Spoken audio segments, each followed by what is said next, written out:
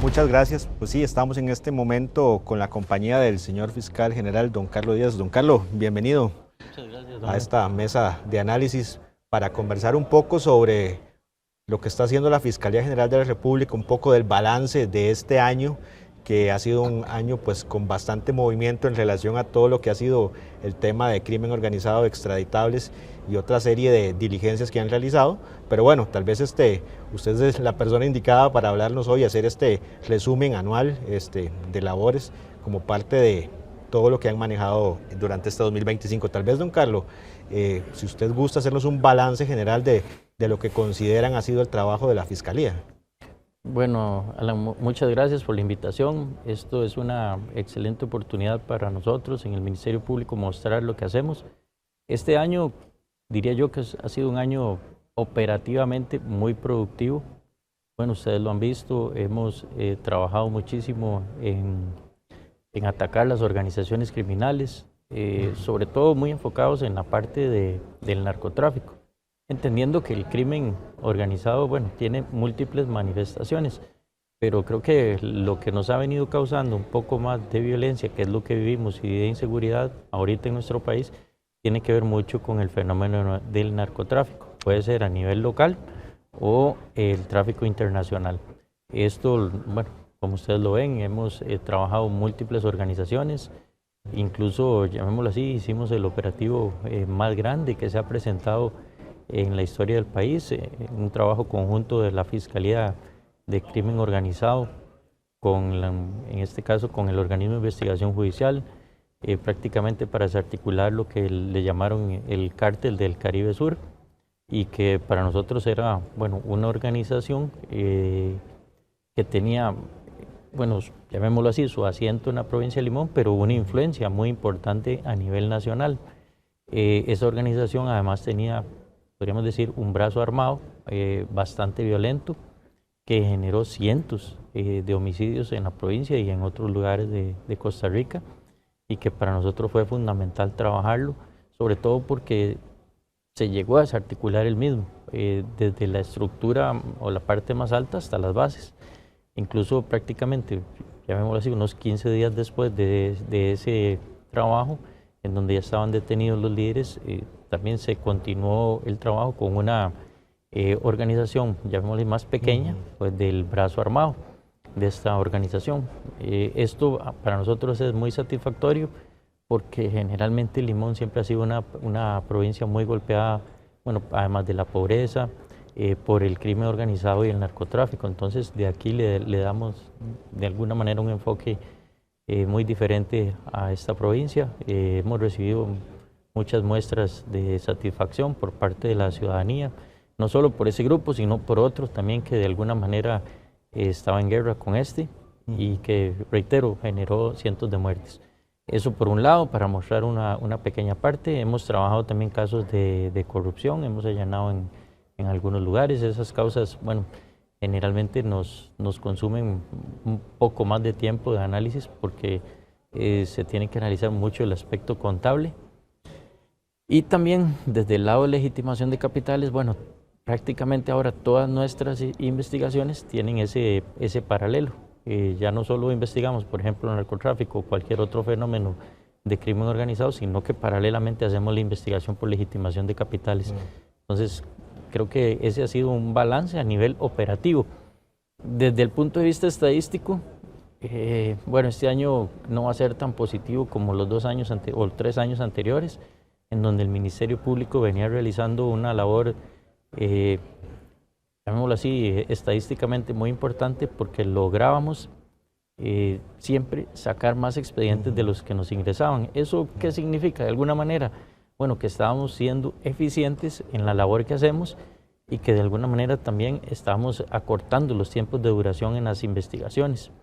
Este año tuvimos problemas presupuestarios, propiamente con lo que son sustituciones por vacaciones y por incapacidades. Prácticamente desde mediados de año tuvimos que hacer recortes en estos rubros. Hay que hacerlo ver, y lo he explicado ya también ampliamente. Esto es una cuestión que no depende del Ministerio Público, Las proyecciones las hace la Dirección de Gestión Humana del Poder Judicial y con esas proyecciones y esas estimaciones es que nosotros, bueno, realizamos las sustituciones. Ellos también tienen el deber de informarnos cómo va el gasto presupuestario en ese sentido y con eso tomar algún tipo de decisiones. Como le digo, desde mediados de año, de acuerdo a esas proyecciones, nos hicieron saber que si el gasto en vacaciones y en incapacidades se mantenía, que a veces también con respecto a las incapacidades, algo que usted no puede prever, se mantenía, no iba posiblemente a alcanzar el presupuesto que teníamos. Entonces ahí se hizo una limitación y tuvimos que cortar, llamémoslo así, unas plazas que funcionan con permisos con goce de salario. Posteriormente, prácticamente un mes después, se volvió a hacer el análisis y dicen, bueno, no, tampoco con estas proyecciones, si continuamos con este gasto no vamos a poder llegar a fin de año. Se limitaron las vacaciones de los funcionarios y ahí se les indicó que solo se podía sustituir por 7 días como máximo. Okay. O sea que si un funcionario pedía, por ejemplo, 10 días de vacaciones, habría 3 que no iba a poder ser sustituido. Y aún así, prácticamente un mes después nos dicen, bueno, la situación está difícil. Ahora, a partir prácticamente de octubre o el último trimestre, ya no se puede sustituir a los funcionarios por vacaciones ni por incapacidades. Y bueno, sobre todo las vacaciones es algo que podemos gestionar, pero las incapacidades no. Y se han venido presentando muchas incapacidades, bueno, como es normal en la población y en el Ministerio Público, y eso no los podemos sustituir. Esto ha hecho que haya escritorios u oficinas en donde se presentan situaciones de crisis, sobre todo cuando son muy pocos funcionarios, porque si se incapacita 1 o 2 funcionarios, prácticamente la oficina queda con un cierre técnico. Y eso lo hemos tenido que ir supliendo con los diferentes funcionarios. Incluso funcionarios de la misma Fiscalía General van a colaborar a otras oficinas. Por ejemplo, recuerdo que fuimos a la oficina de Grecia, y fuimos a Punta Arenas. Hay oficinas en flagrancia también que de alguna manera no hemos podido sustituir y ese servicio de alguna manera se merma. Esa es la situación, llamémoslo así, estadística que se presenta, y esto va a dar una disminución en los porcentajes que veníamos teniendo muy satisfactorios de tasa de resolución, o sea, lo que resolvemos. Y ha bajado, sí, de acuerdo a una proyección que yo hice, por lo menos en un 2%. Ahora, por ejemplo, bueno, de la parte operativa ustedes están muy satisfechos, entendiendo que este porcentaje ahora en lo que es el tema estadístico podría disminuir, tal vez viene a opacar un poco eso, pero viendo este panorama de que, bueno, también los recursos son escasos, ¿qué planes tienen para el otro año? Y para explicárselo a la gente, que las operaciones de la Fiscalía, pues el servicio que se le da a la gente no sea afectado, ¿qué planes hay nuevos, digamos, para poder contrarrestar el servicio que se le brinda a la gente, que no se afecte? Bueno, desde el punto de vista, llamémoslo así, presupuestario, y como le digo, hay cosas que podemos gestionar. Ya para el otro año vamos a gestionar lo que son vacaciones. Inicialmente les habíamos dicho a los funcionarios, con sustitución solo vamos a poder aprobarles vacaciones por 7 días. Bueno, el día de hoy modificamos esa directriz y la extendimos hasta 10 días con sustitución, y si algún funcionario requiere más, por ejemplo, que tiene un viaje planeado que puede durar una semana más o algo así, que nos lo diga y nosotros lo vamos a analizar de acuerdo a las proyecciones presupuestarias. Entonces esa es una primera, llamémoslo así, proyección o medida que estamos tomando.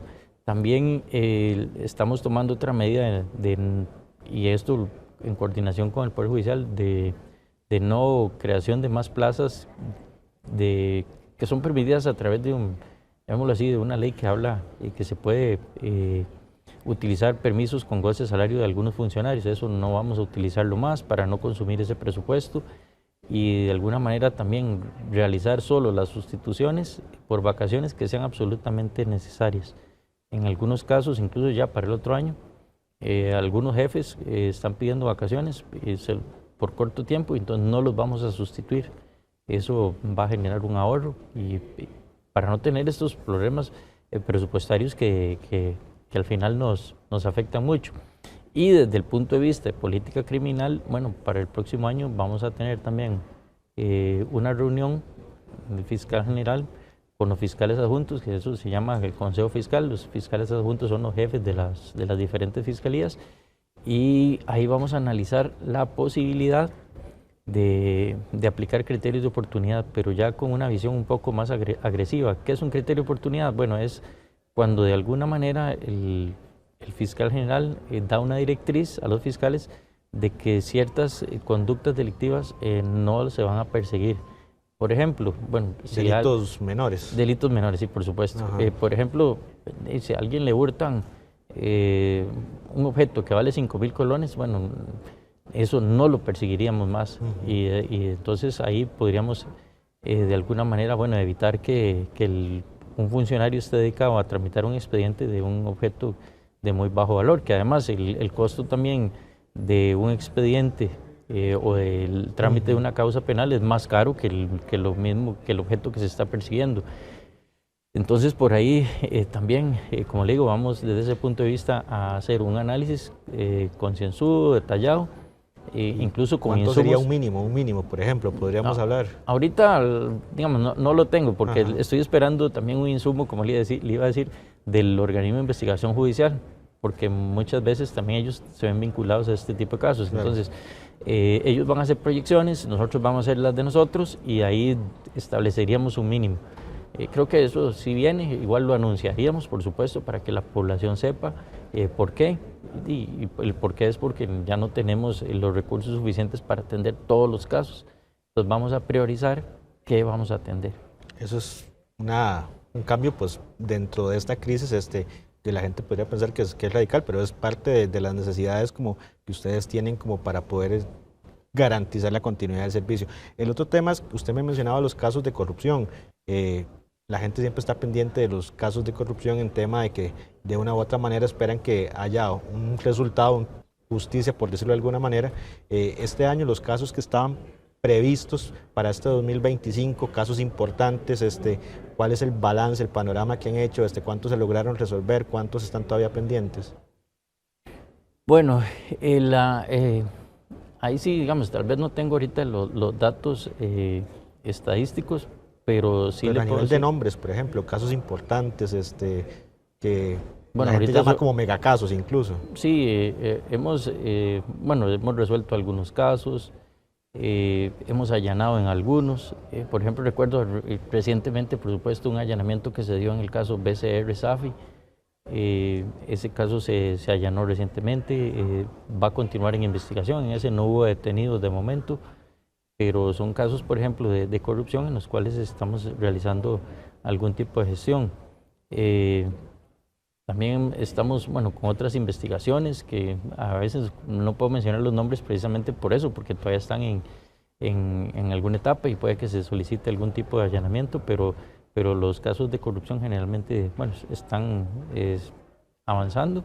No avanzan tal vez con la rapidez de los demás casos, pero es precisamente por lo voluminoso de estas investigaciones. Ahora, este año ha habido mucho tema de investigaciones contra jerarcas, incluso de supremos poderes. En este caso, ¿cuál es la actualidad? ¿En qué estado están estos casos? Si podríamos mencionar algunos. Bueno, las investigaciones de los casos contra miembros de supremos poderes corresponden al fiscal general, o sea, mi persona. Yo las tramito. Por lo menos durante mi gestión, hemos formulado varias acusaciones, 2 de ellas incluso contra el señor presidente de la República, otra que se formuló contra un ministro, creo que un ministro, otra contra un diputado, y las demás, en su gran mayoría, muchas han sido desestimadas, incluso contra el mismo presidente de la República. Recientemente hemos finalizado muchas investigaciones que terminan, en este caso, con una desestimación. Eso significa que de la investigación que se realizó no se logró demostrar la comisión de un hecho delictivo y nosotros le tenemos que solicitar en este caso a la Sala Tercera la desestimación de la causa. Las demás investigaciones, hay unas también por hechos de corrupción que van avanzadas, pero no se ha logrado culminar. La gente siempre está pendiente de los casos cuando está el presidente don Rodrigo Chávez. En este momento están avanzando en alguna específica en el caso de don Rodrigo. Bueno, como le digo, la mayoría de estas causas han sido desestimadas una muy buena cantidad, no tengo el dato, pero sí, sí recientemente hemos terminado, bueno, yo he terminado algunas investigaciones y he solicitado en muchas ocasiones la desestimación. Contra él se formularon dos. Hay una que ya la Asamblea Legislativa decidió no levantar la inmunidad y es bastante conocida, y hay otra que está en proceso. Creo que todavía no ha terminado el mismo en el seno de la Corte. Tendría que remitirse o se va a discutir o tiene que discutirse el informe que se elaboró, y de ahí, bueno, ellos decidirán si deciden trasladar esa investigación o no a la Asamblea Legislativa para solicitar un nuevo levantamiento de la inmunidad, pero como le digo, la mayoría han sido desestimadas y algunas que todavía están en trámite. Esto genera un poco, no sé, a lo interno de la Fiscalía un poco de tensión, porque son casos que poco se ven, hay poca frecuencia de ver el tema de ver involucrado a un presidente dentro de investigaciones. No sé si como parte de lo que ustedes avanzan, cómo sienten como una causa contra un miembro de los supremos poderes de este tipo. Bueno, yo como me corresponden a mí, yo los analizo con una completa objetividad, sin ningún tipo de, llamémoslo así, de revancha ni rivalismo.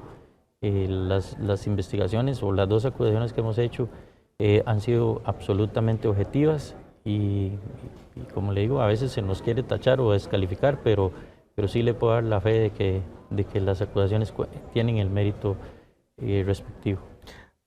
Hay veces la población tiene la sensación de que a lo interno del propio Poder Judicial, incluso a nivel del Ministerio Público, no hay sanciones a lo interno por diferentes causas o casos que salen a la luz.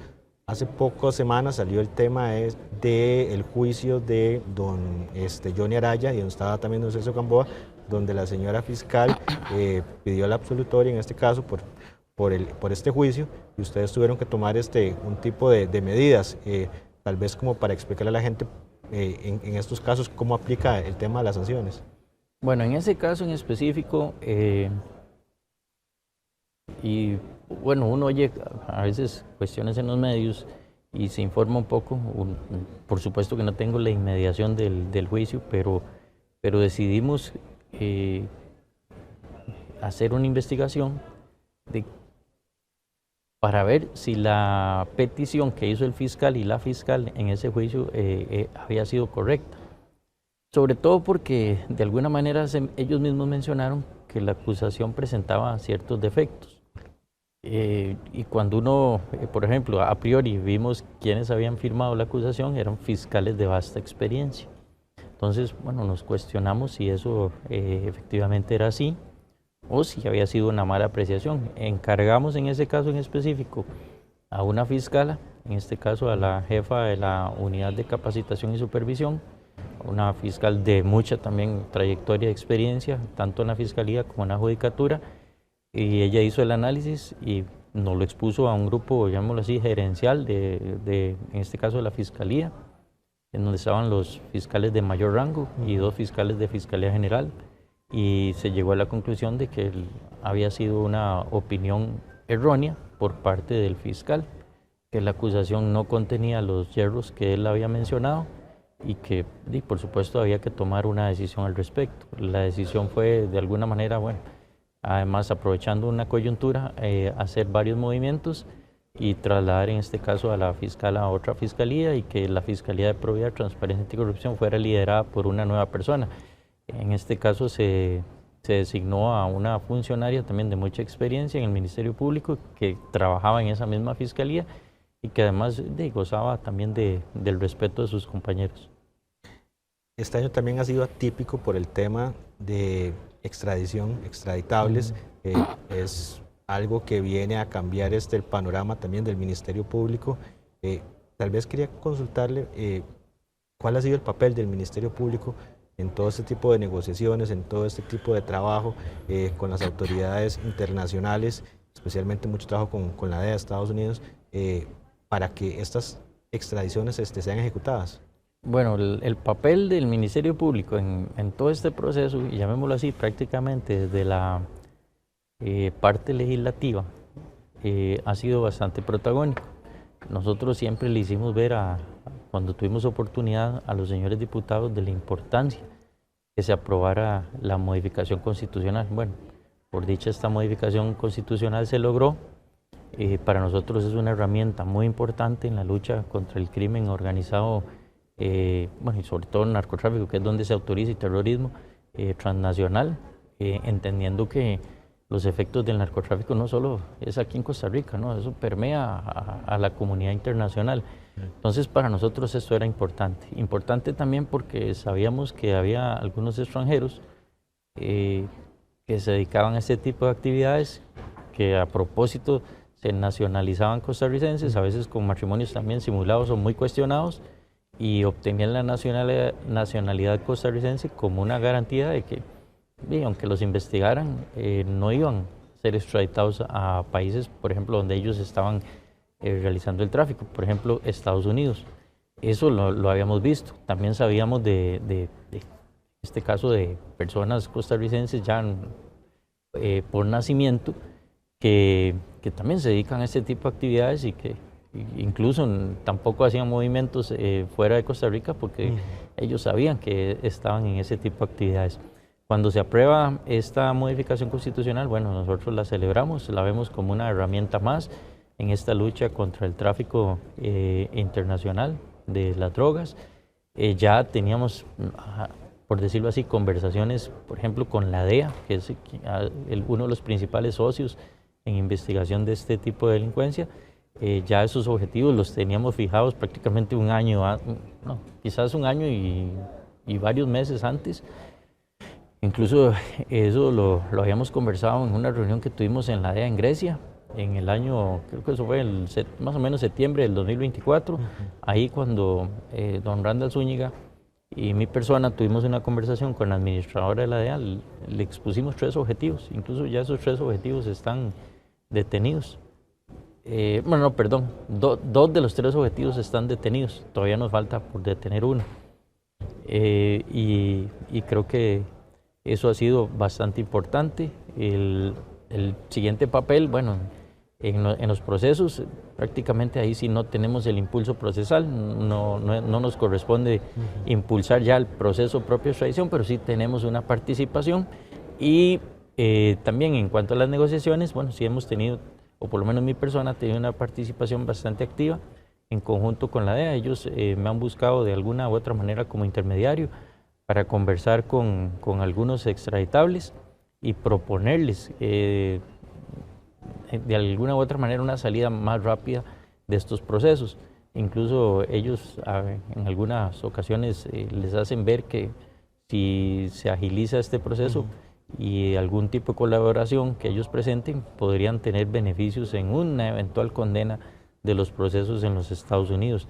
Y creo que todo eso ha llegado a, como le digo, a ser parte de la participación que tenemos en estos procesos de extradición.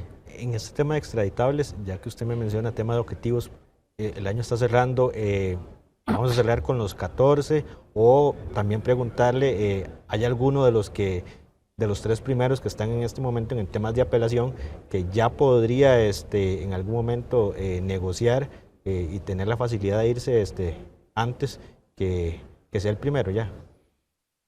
No sé si dará tiempo este año, ya sinceramente, ya estamos prácticamente a las puertas de cerrar este año. Está en proceso de apelación, incluso hoy uno de esos extraditables tuvo apenas la vista de apelación. Ellos como le digo, se han mostrado de alguna manera anuentes a agilizar el proceso, pero en realidad tampoco se han agilizado por lo menos las gestiones ya jurídicas para que esto se dé. Sí tenía entendido que todavía faltan, como le digo, algunas detenciones de otras personas, y no sé tampoco si se van a dar ya en lo que queda del año o si esperarán al próximo año. Y esa parte es importante porque incluso las mismas autoridades judiciales lo han indicado, son los principales interesados en que estas personas puedan salir del país a hacer frente a estas acusaciones, que no estén aquí en el país. Sí, nosotros, bueno, estamos muy interesados en eso. Como le digo, vamos a colaborar en todo lo que se pueda.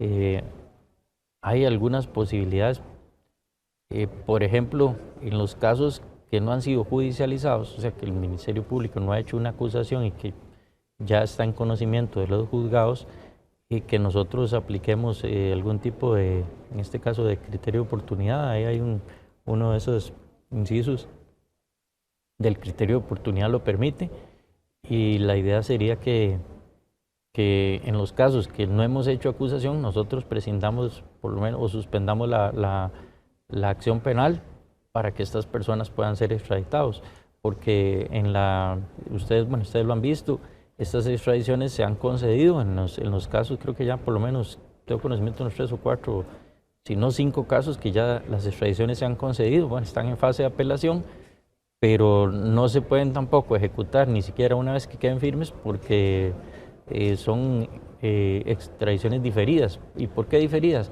Porque estas personas tienen pendientes procesos penales y la extradición se puede dar hasta que ellos finalicen todos los procesos penales pendientes en nuestro país. Para ir finalizando, don Carlos, hay un tema de que tal vez no se habla a nivel general, pero muchos de los delitos que se ocurren actualmente en el país están ligados a temas de ciberdelincuencia. De una u otra manera, sí, llevan a temas de ciberdelincuencia. Ha crecido exponencialmente el tema de la ciberdelincuencia. Le hago una consulta. Vimos dentro de la Corte Plena que había una propuesta para crear una fiscalía adjunta de ciberdelincuencia, cibercrimen, en este tema. Tal vez explicar a la gente a raíz de qué nace esto, de crear una fiscalía especial por este tema, porque ustedes lo manejan en sus estadísticas, los casos vienen creciendo exponencialmente. Sí, el caso del ciberdelito en sus diferentes modalidades,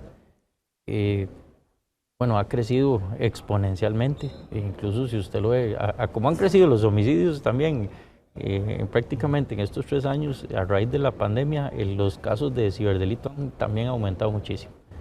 Los delincuentes se dieron cuenta que ya no tenían que salir a asaltar o a robar, que podían hacer fraudes. Y los que tenían algún tipo de conocimiento, digamos, en herramientas informáticas, las han utilizado para mal, para estafar personas. Eso ha crecido muchísimo. Nosotros contamos con una unidad de cibercrimen, ciberdelito, pero en realidad son muy pocos fiscales. Y tampoco voy a engañar, no es que crece, pasando a ser una fiscalía adjunta va a crecer los recursos. Bueno, no, de momento no tenemos. Lo que podríamos asignar es 1 o 2 fiscales más y con eso tratar de levantar. Lo que haríamos es darle un enfoque ya especializado a la materia, trabajar las organizaciones criminales, porque también, si bien se cometen muchas estafas, o por ejemplo, si hay 100.000 estafas, no son 100.000 delincuentes, son unos pocos delincuentes que realizan múltiples estafas. Entonces la idea sería, con una unidad que ya trabaje de manera especializada, atacar ese fenómeno y atacar, como lo hacemos en narcotráfico, a las organizaciones que distribuyen, y aquí atacar a las organizaciones que están dedicadas al ciberdelito. Prácticamente ahora cualquier delito se puede cometer, o por lo menos puede tener relación con ciberdelito. Entonces eso para nosotros es fundamental. Hemos dado un vuelco bastante importante también al trabajo de la unidad.